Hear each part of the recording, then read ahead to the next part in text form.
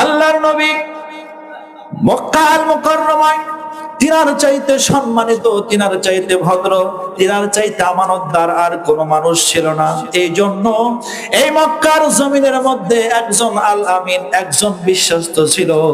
তিনি হচ্ছেন আমার আপনার নবী, বিশ্ব নবী রাহমাতাল লিল আলামিন জনাবে মুহাম্মদুর রাসূলুল্লাহ সাল্লাল্লাহু আলাইহি ওয়াসাল্লাম। এমন এক যুগে আসলেন যে যুগে স্বামী স্ত্রীকে বিশ্বাস করে না, স্ত্রী স্বামীকে বিশ্বাস করে না।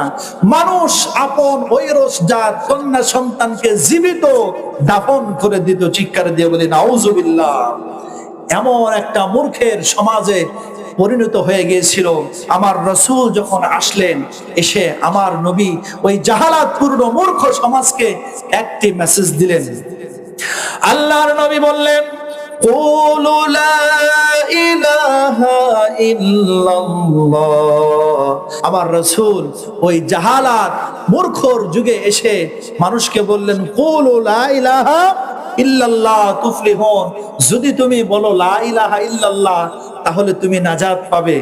বলেন তো, রাসূল যখন এই কথা বললেন, মক্কার সব মানুষ আবু জেহেল, উতবা, সাইবা, মুগীরা সবাই রাসূলের হাতে কালেমা পড়ে মুসলমান হয়েছিল। হ্যাঁ, বুঝতে হবে। আজ এই ভবানীপুরে মাহফিল হচ্ছে, এই মাহফিলে সবাই আসবে, এইটা আমরা মনে করি না, এইটা আমরা বিশ্বাস করি না। কারণ আল্লাহর তাওহীদের দাওয়াত, আল্লাহর কথা সবার কানে পৌঁছে। আল্লাহ পাক বলেন, খতামাল্লাহু আলা কুলুবিহিম ওয়া আলা সামঈহিম ওয়া আলা আবসারিহিম গিশাওয়া ওয়া লাহুম আযাবুন আযীম। মানুষের অন্তরের ভিতরে এমন পাপের মোহর পড়ে গেছে, মানুষ শুনেই শুনবে না, মানুষ দেখেই দেখবে না। আল্লাহ পাক বলেন, এদের গুনাহ করতে করতে, পাপ করতে করতে এদের দিলের ভিতরে মরিচা পড়ে গেছে। দিল খাতাম আল্লাহু আলা কুলুবিহিম। এরা যদিও চায় এদের অন্তরে আল্লাহ হেদায়েত দিবে না, পাপে জর্জরিত হয়ে দিলটা মরে গেছে। আমার রাসূল যখন বললেন, তখন যারা বন্ধু ছিল, যারা বিশ্বাস করত, তারা রাসূলের উপরে চড়াও হয়ে গেল। মুহাম্মদ, এতদিন তো ভালোই ছিলেন, এখন আবার কি হলো? কি রোগে ধরলো? কোন কবির কাছ থেকে কবিতা শিখলে? কোন জেনের কাছ থেকে বাণী শিখলে যে তুমি আজকে বলো লা ইলাহা ইল্লাল্লাহ? আমরা জেনে উজ্জা, হবল, সরস্বতী এগুলো হচ্ছে আমাদের খোদা, কিন্তু তুমি কোন ইলাহের কথা বলো? এই ইলাহের কথা বলো না। তুমি যদি চাও তাহলে এই মক্কার সবচাইতে সুন্দরী মেয়েকে তোমার সঙ্গে বিবাহ দিব। আর তুমি যদি টাকা পয়সা চাও তাহলে মক্কার সবচাইতে বড় ব্যবসায়ী তোমাকে আমরা বানিয়ে দিব। আমার রাসূল মনে হয় গ্রহণ করেছিলেন না। আমার রাসূল যে আদর্শ রেখে গেছেন, সে আদর্শ শুধু শুনবার নয়, সে আদর্শ শুধু কানে শুনলাম আর ভুলে গেলাম এমনটি নয়।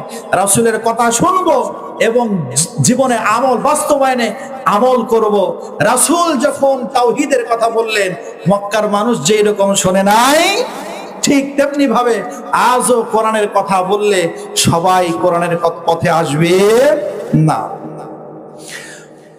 আমার বন্ধুগণ, আল্লাহর নবী রাহমাতুল লিল আলামিন ওই মক্কার বড় বড় কাফের, উতবা, সাইবা, আবু জেহেলকে ডাক দিয়ে বললেন, তোমরা এই মক্কার সবচাইতে সুন্দরী মেয়েকে আমার সঙ্গে যদি বিবাহ দাও, আর এই মক্কার সবচাইতে বড় ব্যবসাটা যদি আমার নামে লিখে দাও, এইটা তো তোমাদের সাধ্যের মধ্যের কথা, এইটা তো তোমাদের হাতের নাগালে, যেইটা তোমরা কখনোই সম্ভব নয়। ওই আকাশের পূর্ণিমার চাঁদটাও যদি আমি মুহাম্মদুর রাসূলুল্লাহর সামনে এনে দাও, আর তার বদলতে যদি আল্লাহর কালেমা থেকে আমাকে বিরত থাকতে বলো, ওই আকাশের চাঁদটাও পেলেও আমি আল্লাহর কালেমা থেকে নিজেকে গোটায় রাখবো না। চিৎকার দিয়ে বলে সুবহানাল্লাহ। এই জন্য কালেমার দাম সবচাইতে বেশি। আমার ইমানদার ভাইরা, আল্লাহর নবী এই কালেমা বলার কারণে দেশের মানুষ, আত্মীয় স্বজন, বংশের মানুষগুলি দুশ্মন হয়ে গেল, বংশের মানুষগুলি শত্রু হয়ে গেল।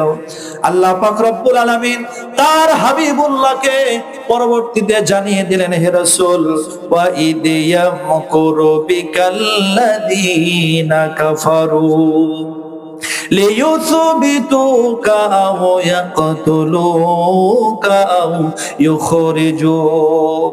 হে রাসূল, ওই মক্কার মানুষগুলি আপনাকে দেশ ছেড়ে তাড়িয়ে দেওয়ার জন্য সিদ্ধান্ত নিচ্ছে, অথবা আপনাকে হত্যা করবে অথবা আপনাকে গুম করবে, এই সিদ্ধান্ত তারা নিচ্ছে। হে রাসূল, আপনি এখন মক্কায় আর থাকবেন না। ওয়ায়ামকুরুনা ওয়ায়ামকুরুল্লাহ ওয়াল্লাহু খায়রুল মাকিরিন।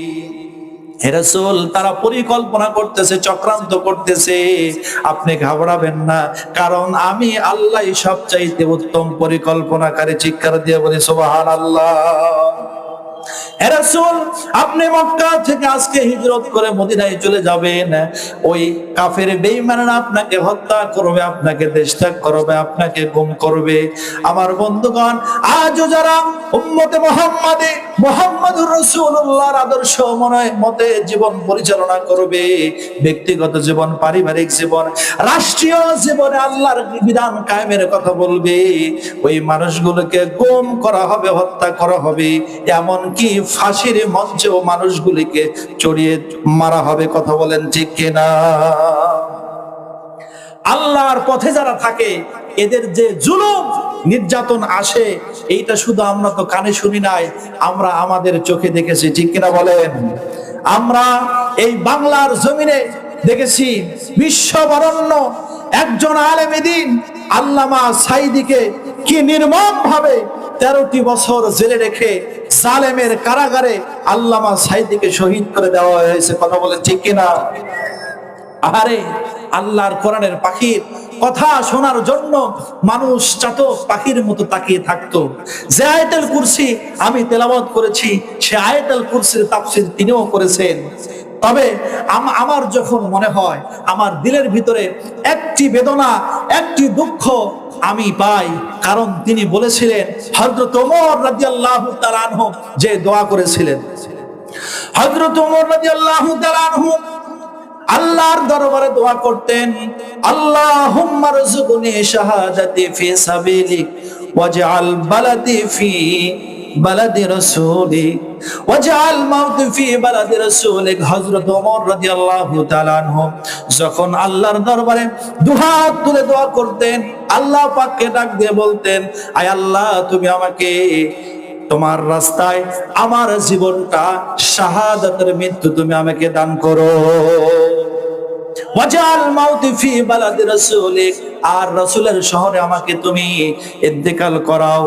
আল্লামা সাঈদী বাংলার জমিনে এই দোয়াটি করেছেন, কিন্তু জালেম আল্লামা সাঈদীর এই আশা পূরণ হতে দেয় নাই, কিন্তু আল্লামা সাঈদী শহীদ হয়েছেন, এর মধ্যে কোনো সন্দেহ নাই। কথা বলেন ঠিক কিনা?